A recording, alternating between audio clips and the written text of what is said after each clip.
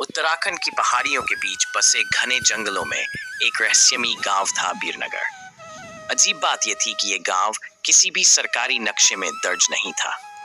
बुजुर्गों का मानना था कि यह गांव वक्त वक्त पर खुद को छिपा लेता है और केवल वही लोग इसे देख पाते हैं जिन्हें किस्मत चुनती है। किसी को नहीं पता था कि गांव कैसे अस्तित्व में आया, पर एक पुरानी मान्यता थी कि गांव में एक रहस्यमयी शक्ति वास करती है जो अजनबियों को वहां फंसाकर कभी वापस नहीं लौटने देती। अध्याय 1। कहानी शुरू होती है आरव नाम के एक जिज्ञासु पत्रकार से जो रहस्यमयी जगहों और घटनाओं की खोज में रहता था। उसे एक पुरानी डायरी मिली जिसमें बीरनगर का जिक्र था। डायरी में लिखा था, अगर तुम सच में सच्चाई जानना चाहते हो तो उस गांव तक पहुंचो, लेकिन रास्ता एक बार ही दे। आरव के भीतर खोज की आग जल उठी। अगले ही दिन वह उत्तराखंड के लिए निकल पड़ा। पहाड़ों से होते हुए वह उस इलाके में पहुंचा जहां से डायरी के मुताबिक रास्ता शुरू होता था, लेकिन आसपास के गांव वालों से पूछने पर सभी ने अनजान बनने का नाटक किया। एक बूढ़े साधु ने उसे चेतावनी दी, बीरनगर एक बार बुलाता है फिर छोड़ता नहीं, अगर जाना है तो अपनी आत्मा मजबूत रख।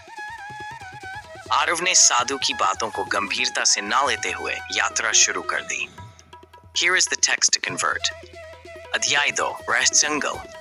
जैसे जैसे वह जंगल में घुसा, मौसम बदलने लगा। आसमान पर काले बादल छा गए और हवाओं में अजीब सी सरसराहट भर गई। घने पेड़ों के बीच से रास्ता खोजते हुए उसे दूर कहीं से मंदिर की घंटियों की धीमी आवाज सुनाई दी। वह आवाज के पीछे बढ़ा और कुछ देर बाद एक पुराने पत्थर के बने गेट के सामने पहुंचा। उस पर संस्कृत में उकेरा गया था, सत्य की खोज में आओ पर छल से बचो। गेट के भीतर कदम रखते ही सब कुछ बदल गया। जंगल और भी घना हो गया था और हवा में किसी अनदेखी उपस्थिति का एहसास होने लगा। पेड़ों की शाखाएं जैसे रोकना चाह रही थीं। आखिरकार उसे पहाड़ियों के बीच एक छोटा सा गांव दिखा। पुराने लकड़ी के मकान, मिट्टी की सड़कें और खेतों में हल चलाते कुछ लोग।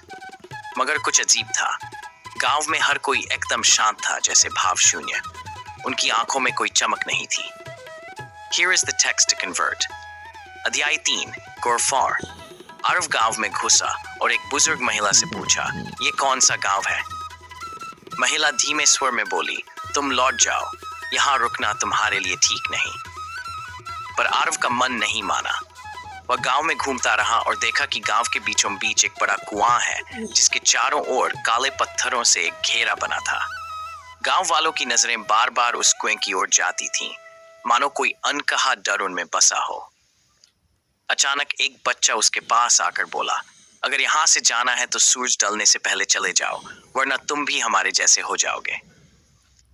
आरव घबरा गया, पर उसी समय उसकी नजर कुएं के पास रखे पुराने ग्रंथ पर पड़ी। ग्रंथ में लिखा था, ये गांव एक श्राप का शिकार है। हर 50 सालों में गांव किसी अजनबी को बुलाता है ताकि श्राप से मुक्ति पा सके, लेकिन अगर वो अजनबी असफल रहा तो उसकी आत्मा गांव का हिस्सा बन जाएगी। Here is the text to convert. अध्याय 4। सूरज ढलने लगा था। हवाओं की रफ्तार तेज हो गई और गांव में अजीब सी धुंध फैल गई। तभी कुएं से गूंजती एक डरावनी आवाज आई, क्या तुम सच्चाई जानने को तैयार हो? आरव ने हिम्मत जुटाकर जवाब दिया, हाँ। अचानक कुएं से काले धुएं का गुबार उठा और एक विकराल परछाई उसके सामने आई। परछाई ने कहा, अगर तुम गांव को मुक्त करना चाहते हो तो अपने डर को हराओ, ये गांव डर की कैद में है। आरव ने अपनी टॉर्च निकाली और कुएं के अंदर झांका। उसे समझ आया कि गांव वालों की आत्माएं डर में कैद हैं। उसने ग्रंथ में लिखा मंत्र पढ़ा और कुएं में दीपक जलाया।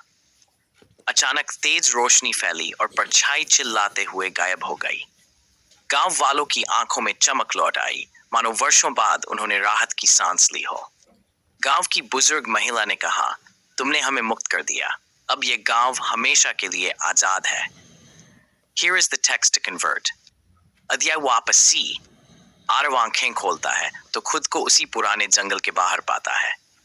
उसके हाथ में वही पुराना ग्रंथ है, पर अब उस पर लिखा था, सच की तलाश कभी खत्म नहीं होती। वह गांव तो अब किसी नक्शे में नहीं था, लेकिन उसकी कहानी अब हमेशा के लिए